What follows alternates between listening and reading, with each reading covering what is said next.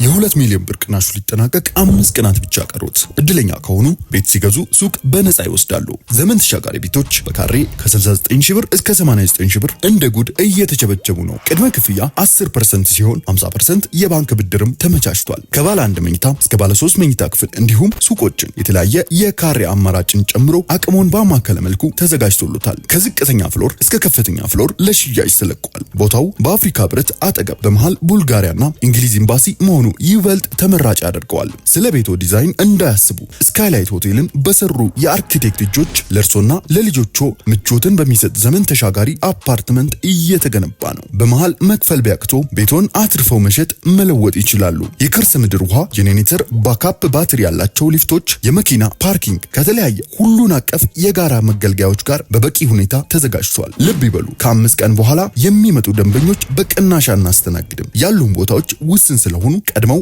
ባሉበት ይመዝገቡ። ለበለጠ መረጃ 0944 400808 ይደውሉ። ሰመረ ሪል ስቴት ባላገር በሀገር። ውድ አድማጮቻችን ከቶ ችላ ሊባል የማይገባ አደገኛ ጥቃት በአማኙ ላይ አጥልቷል። ይህ ጉዳይ ከወዲሁ ወንጌል አማኙ ላይ ሊያደርጉ ያለውን ሐሳብ ይፋ ለማድረግ ወደናል። ይህን አደገኛ አካሄድ እንዲታወቅና ጉዳዩ በዋናነት የሚመለከታቸው የመንግስት የጸጥታ የደህንነት ተቋማት፣ የሃይማኖት ተቋማት መሪዎች በዙሪያም ከፍተኛ ጥንቃቄና እርምጃ በሚያስፈልጋቸው ጉዳዮች ላይ ጥንቃቄ በማድረግ እየተመከረ ባለው አደገኛ አካሄድ ላይ ህዝቡና ለሀገር ደህንነት ሲባል እርምጃ እንዲወሰድም እናሳስባለን።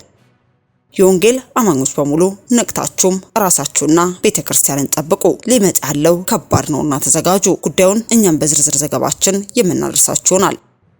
አስከትለን የኢትዮጵያ ቃለ ሕይወት ቤተክርስቲያን ነብይ አንቀበልም አንጋብዝም የሚል መግለጫን ብትሰጥም መግለጫው በነብይ ዘካርያስም ተሽሯል። የነብይነት ግብዣ ጋር ተያይዞ ወንጌል አትስበኩ የሚል ህግ እገዳ ቢጣል እንኳን ወንጌል የመስበክ ተልኳችንን ከቶ አናቋርጥም በማለትም በካውንስሉም መግለጫ ተሰጥቷል። ታዲያ በቃለ ሕይወት ቤተክርስቲያን ላይ ኮንፈረንስ ሊያደርግ ቀናትም ቀርቶታል። ይህም ጉዳይ በቤተክርስቲያንና በነቢያት መካከል ከፍተኛ አተካራን ማስነስቷል። የኢትዮጵያ ወንጌል አማኞች ካውንስል በጉዳዩ ላይ የማያዳግም ምላሽን የሰጠ ሲሆን በፓስተር ጌቱ ለማ አንደበት የተሰጠው ጠንካራ ምላሽም ይዘንላችሁ ቀርበናል። ታዲያ በነቢይ ዘካርያስና በቃለ ሕይወት ቤተክርስቲያን የተፈጠረው ምን ይሆን? የካውንስሉ የማያዳግም ምላሽስ ምን ይመስላል የሚለውን በቆይታችሁ የምታረሙት ይሆናል። በስተመጨረሻ ጠቅላይ ሚኒስትር ዶክተር አብይ ጥንቃቄ አድርግ፣ አዳነች አቤቤም ጥንቃቄ አድርጊ፣ ክፉ የተመከረ ምክር አለ፣ ከእግዚአብሔር ጋር አትተላለፉ፣ ትደቃላችሁ፣ ብልጽግና እያላችሁም አትዙሩ፣ እግዚአብሔር ይናገራል ስትል የእግዚአብሔር ሴት ነብይት የተናገረች ሲሆን ለኢፌዴሪ ጠቅላይ ሚኒስትር ክቡር ዶክተር አብይ አህመድም ኮትህን ለማውለቅ የሚፈልጉ ባላንጣዎች በዙሪያ ያሉ ከሩቅ ያሉ ሳይሆኑ ያጠጋጋቸው አንተን መስለው በማይክሮ ሰከንድ እንገለብጠዋለን የሚሉ አሉ። ተጠንቀቅ፣ እግዚአብሔር እንዲናገርሃል፣ ከተማውን እጠርጋለሁ ይላል እግዚአብሔር። ምድር የምትተፋበት ጊዜ ደርሷል። ቀይ ባህር ላይ የሚወድቅ ችቦ አለ፣ እግዚአብሔር አስተፋዋለሁ ይላል። በአመቱ መጨረሻ ላይ የምትሰሙት ነገር አለ፣ ራሳችሁን አዘጋጁ በማለትም በአስቸኳይ ሊደመጥ የተገባ ትንቢትን ተናግራለች። በመጨረሻም ለአገልጋይ ዮናታን አክሊሉም ውስጥና ጎንህን መርምር ስትልም ተናግራለች። በነብይት አንደበት የተነገሩ አስፈሪና አስቸኳይ ሀገራዊ መልእክቶች ምን ይሆኑ? ለአገልጋይ ዮናታን አክሊሉ ውስጥ የተላለፈው ትንቢት ምን ይመስላል? በቆይታችሁ ከአንደበቷ ታደምጡታላችሁ። እስከ ፍጻሜው አብራችሁን ቆዩ።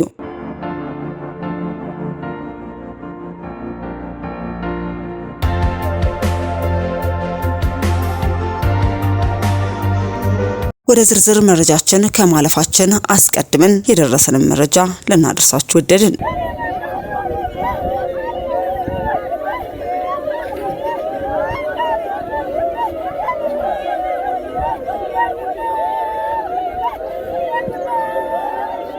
የመሰረተ ክርስቶስ ቤተክርስቲያን ቀደምት አባት የነበሩትና ቤተክርስቲያኒቱን ከሚስዮናውያን በመቀጠል የመጀመሪያ ዋና ጸሐፊ ሆነው ያገለገሉት ጋሽ ሸምሱዲን አብዶ ወይንም የቤተክርስቲያን ፓስተር ማረፋቸው ተሰምቷል። ቤተክርስቲያኗም ማረፋቸውን ተከትሎ የተሰማትን ሐዘን መግለጿን ተመልክተናል። እኛም በሚዲያችን ስም ለሟች ቤተሰቦች፣ ወዳጅ ዘመዶች እንዲሁም ለመሰረተ ክርስቶስ ቤተክርስቲያን ምእመናን በሙሉ መጽናናትን ተመኘን። ወደ መረጃችን ስናልፍ የፕሮቴስታንቶች አዳራሽን አታፍርሱ፣ ወደፊት አማኙ ተመናምኖ መግዛታችን ስለማይቀር አታፍርሱ በማለትም ዲያቆን ፈለገ አትናቴዎስ መናገሩን አድምጠናል። ላይ የፕሮቴስታንቶችን አዳራሽ ያፈረሱ ሰዎች ለህግ እንደቀረቡ ተመለከትኩኝ። እንደ አይነቱ ጉዳይ ትክክል ነው ብዬ አላምንም። ነገር ግን እባካችሁ የፕሮቴስታንቶችን አዳራሽ አታፍርሱ። ምክንያቱም በአውሮፓም በሰሜን አሜሪካም በተለያዩ ቦታዎች ላይ ያሉ የነሱን ጥንታዊ የሆኑ አዳራሾች እየገዛን ያለ ነው። ወደፊትም ደግሞ አማኙ ተመናምኖ መግዛታችን ስለማይቀር እባካችሁን አታፍርሱ።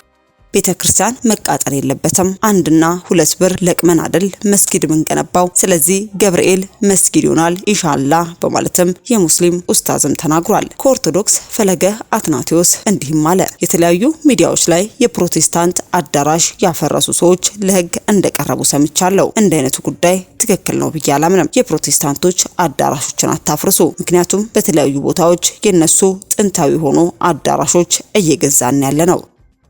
ስለሆነም ወደፊትም አማኙ ተመናምኖ መግዛታችን ስለማይቀር አታፍርሱ ሲልም መልእክቱን አስተላልፏል። ከእስልምና ሃይማኖት ኡስታዝ ደግሞ ተከታዩም ተብሏል። የእስልምና ቤተ እምነት ኡስታዝ የሆነው አንድ ወንድም ከዚህ ቀደም ጥቂት በተለያዩ ቦታዎች የኦርቶዶክስ ክርስቲያን ሲቃጠል የተሰማውን ቁጭት ሲገልጽ ቤተክርስቲያን መቃጠል የለበትም፣ 1 እና 2 ብር ለቅመን አይደል መስጊድ ምንገነባው። ስለዚህ መስጊድ መቃጠል የለበትም። ገብርኤል መስጊድ ይሆናል። መጥፋት ያለበት ኃይል መጥፋት አለበት። ቤተክርስቲያን ወይንም ኦርቶዶክስን ከምናቃጥል መስጊድ ይሆናል ኢንሻአላህ። ቤተክርስቲያን መስጊድ ይሆናል።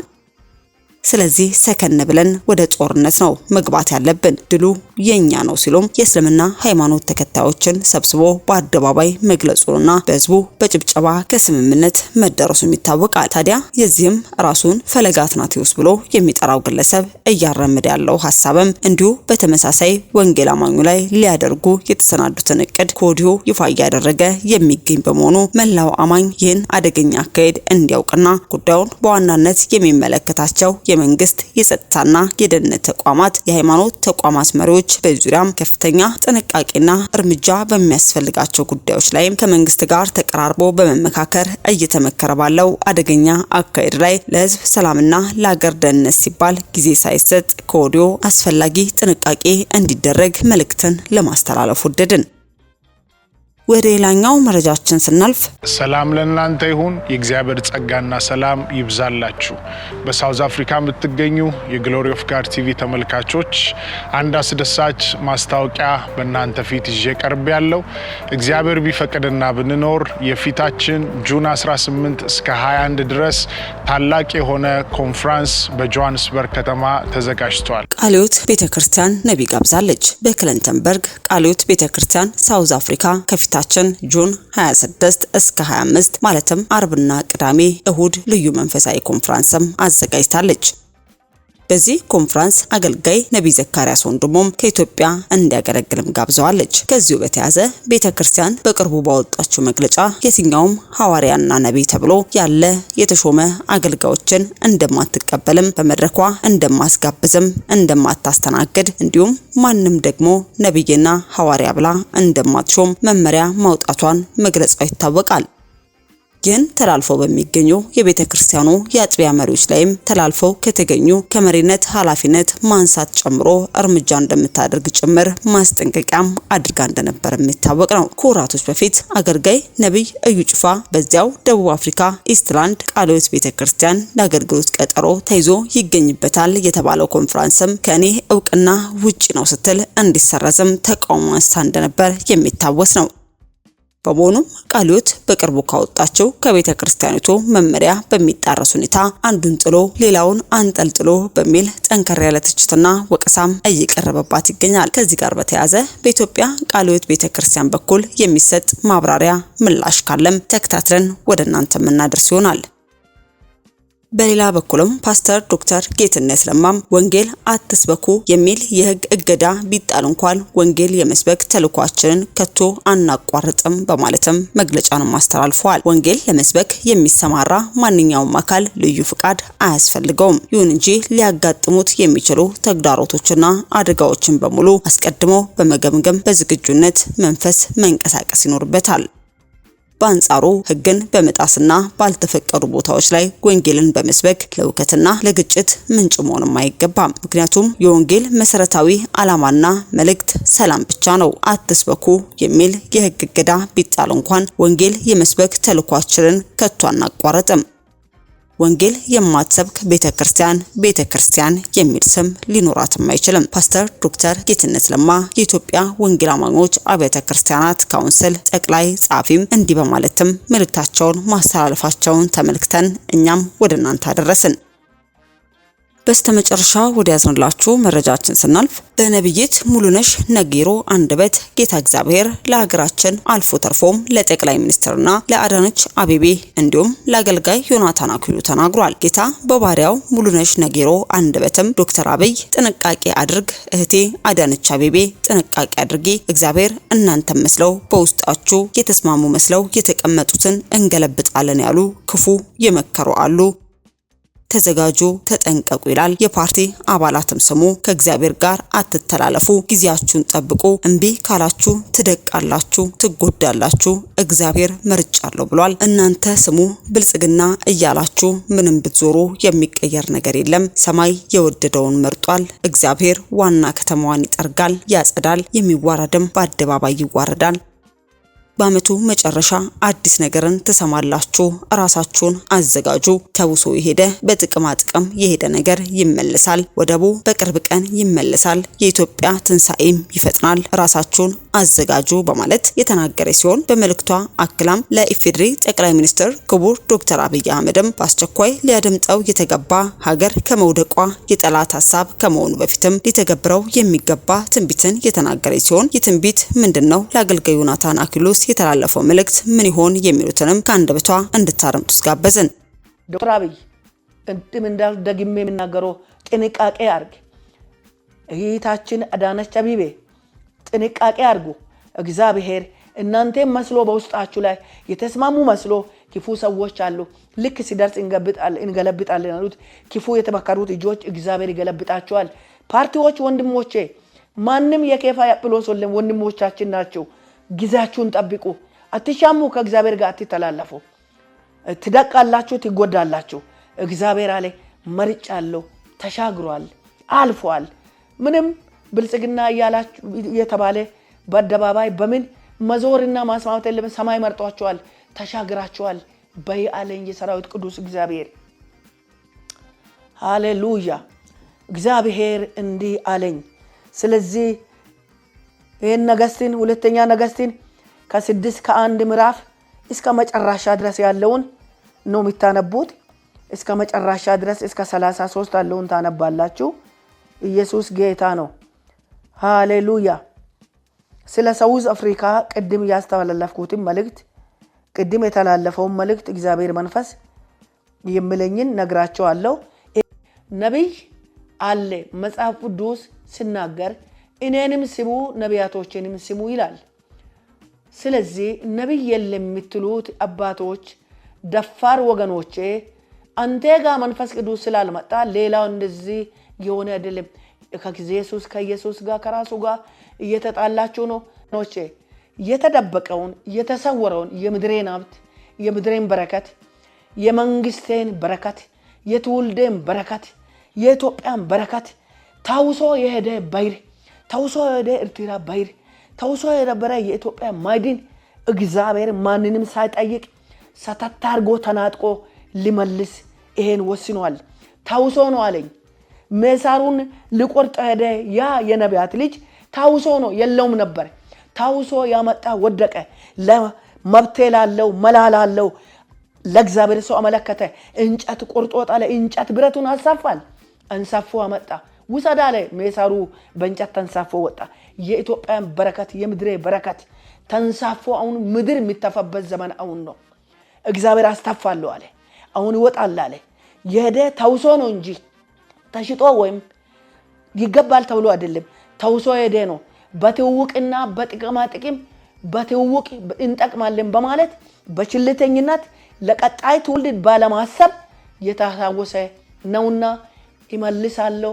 ምድሮች ተዘጋጂ፣ ክብርሽ ደርሷል፣ ትንሳኤ አሁን ነው ይለኛል ሰራዊት ቅዱስ እግዚአብሔር። ዶክተር አብይ የነገርኩት ጠቅላይ ሚኒስቴር ላይ ኮት ለብሶ ከበለቤቱ ጋር እንጸልይ ብላኝ ለመንበርክ ተንበረከኩ ጸልይ መጸለይ ለቅዱሳን ነግራለሁ። ያን ለረያ ይወጥር ላይ ነው መልእክቱን። ይሄን ሁሉ የተቀበልኩት ጥር 3 ነው እና እሷና እኔ ተንበርከን እየጸለይን ሰዎች ሌላ ውይይት ሲያስገቡ በፍጹም ውይይት ቁም መጸለይ አለብን ጸልይ ትላኛለች እየጸለው ጠቅላይ ሚኒስትር ኮትን ለብሰን እየሮጥክ ተመለስ መልእክቱን ጨርስ እንዲህ ይላል ተመልሰ መጣ ኮቲ እንዲህ ነው አለ ኮቲ ሊያወልቁ የሚፈልጉት ባለንጣዎች በጠገብ እንዳሉ ከሩቁ ሰውን አንተ ያጠጋጋቸው አንተ መስሎ በማክረ ሰከንድ እንገለብጣለን ብሎ ተማምሎ የተቀመጡት እግዚአብሔር ሮጠ ሰውን የእግዚአብሔር ምሕረት አስመለጠ ብዙ ጊዜ አሁንም ኮቲ አልወለቀም እነሱ ይዋረዳሉ ስፍራና ቦታን ስልጣኔን በክብርና በሞገስ አሻግራለሁ ገና ዓለም በንቴ ግዛቱስ ያልፋል ገና ለዓለም 2003 ላይ ያስተላለፍኩት የስንዴ ማሳ ነበር የስንዴ ማአት ነጭ ፕሌን ላይ ወደ ውጭ ሀገር ተጭኖ ከኢትዮጵያ ይሄድ ነበር ያን ሁሉ አይ ነበር አገልግያለሁ ብቻ እና አሁን እግዚአብሔር ለዓለም ሁሉ እርዳታ ለዓለም ሁሉ የሚያስፈልግ በረከትና ክብር ሁሉ ለዓለም እንደሚሆን ከዚህ ያለኛል ጌታ መንፈስ ቅዱስ ስለዚህ በእንተ የጀመርኩትን በእንተ ያደርጋለሁ በዛውም ላይ ከተማውን ድሪቶን ጦንቋይን ደጋሚን ደብተራን ከዋና ከተማ ጠርጋለሁ በልጄ በሱ ይሰራለሁ ከምድሪቷን ገሊን ጠርጋለሁ ከተማውን እግዚአብሔር ይባርካለሁ ሌላ አረጋለሁ ብሎ የተናገረው መልእክት አስተላለፍኩትን ገላለውን ደምብላችኋል ዩቲዩቦች ገል ነው አልኩት ያለው አሁንም ዮናታን አክሊሉ ስማ ውስጥንና ጎንን መርምር ብዙዎች ሁሉ ራይን ሊያጨናግፉ የሚሮጥ የሚሽቀዳደም እጅ ጠፍቶ አይደለም እግዚአብሔር ግን ከወጣይበት ሰርገላ አላወርድም የትናንቱ እጅ ዛሬም ካንተ ጋናት ይለኛል ሃሌሉያ ክብር ዶክተር አብይ እንጥም እንዳል ደግሜ የምናገረው ጥንቃቄ አርግ እይታችን አዳነች አቢቤ ጥንቃቄ አርጉ እግዚአብሔር እናንተ መስሎ በውስጣችሁ ላይ የተስማሙ መስሎ ክፉ ሰዎች አሉ ልክ ሲደርስ እንገለብጣለን አሉት ክፉ የተመከሩት እጆች እግዚአብሔር ይገለብጣቸዋል ፓርቲዎች ወንድሞቼ ማንንም የኬፋ ያጵሎስ ወንድሞቻችን ናቸው ጊዜያችሁን ጠብቁ አትሻሙ ከእግዚአብሔር ጋር አትተላለፉ ትደቃላችሁ ትጎዳላችሁ እግዚአብሔር አለ መርጫለሁ ተሻግሯል አልፏል ምንም ብልጽግና ያላችሁ የተባለ በአደባባይ በምን መዞርና ማስማማት የለም ሰማይ መርጧቸዋል ተሻግራቸዋል በያለኝ የሰራዊት ቅዱስ እግዚአብሔር ሃሌሉያ እግዚአብሔር እንዲህ አለኝ ስለዚህ ይሄን ነገስትን ሁለተኛ ነገስትን ከ6 ከ1 ምዕራፍ እስከ መጨረሻ ድረስ ያለውን ነው የሚታነቡት እስከ መጨረሻ ድረስ እስከ 33 ያለውን ታነባላችሁ ኢየሱስ ጌታ ነው ሃሌሉያ የ2 ሚሊዮን ብር ቅናሹ ሊጠናቀቅ 5 ቀናት ብቻ ቀሩት። እድለኛ ከሆኑ ቤት ሲገዙ ሱቅ በነፃ ይወስዳሉ።